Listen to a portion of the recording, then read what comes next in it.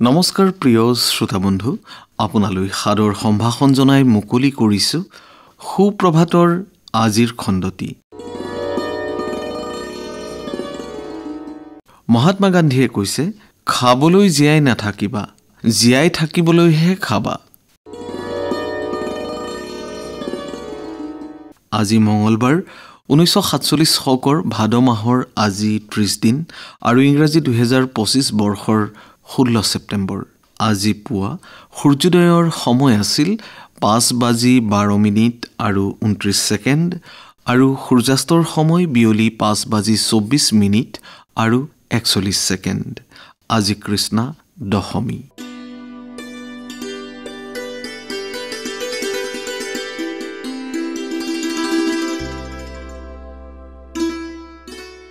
প্ৰিয় শ্ৰোতা, আজি এই 16 ছেপ্টেম্বৰ দিনটো বিশ্ব অজন স্তৰ সুৰক্ষা দিৱস বা বিশ্ব অজন দিৱস ৰূপে পালন কৰা হয়।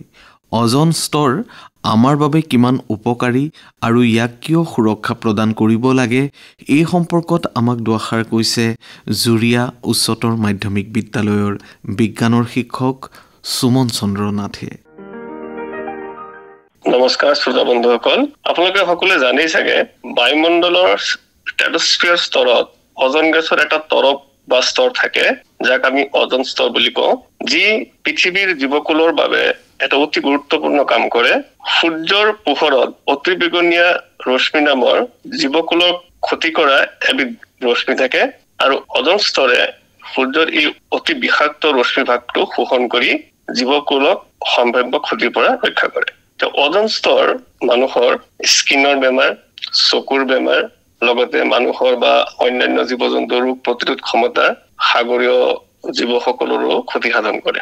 বিজ্ঞান আৰু প্ৰযুক্তিবিদ্যাৰ উন্নতিৰ লগে লগে মানুহৰ দ্বাৰা সৃষ্ট কিছুমান ৰাসায়নিক পদাৰ্থ, যাক আমি অজন স্তৰ ক্ষয়কাৰক পদাৰ্থ বুলি কওঁ, বিশেষকে ক্লৰ'ফ্লৰ'কাৰ্বন, CFC, হেলনছ, হাইড্ৰক্লৰ'ফ্লৰ'কাৰ্বন, মিথাইল ব্ৰমাইড আদি ৰাসায়নিক পদাৰ্থবিলাকে অজন স্তৰৰ বৃহৎ ক্ষয়ক্ষতি কৰিছে, যাৰ বাবে অজন স্তৰত কিছুমান বিন্ধা বা ফুটাৰ সৃষ্টি হৈছে আৰু এই বিন্ধ বা ফুটাবিলাকৰ মাজেৰে সূৰ্যৰ অতি বেঙুনীয়া ৰশ্মিবিলাক পৃথিৱীলৈ আহিবলৈ সক্ষম হয়, আমাৰ জীৱকুলক যথেষ্ট ক্ষতি কৰিছে।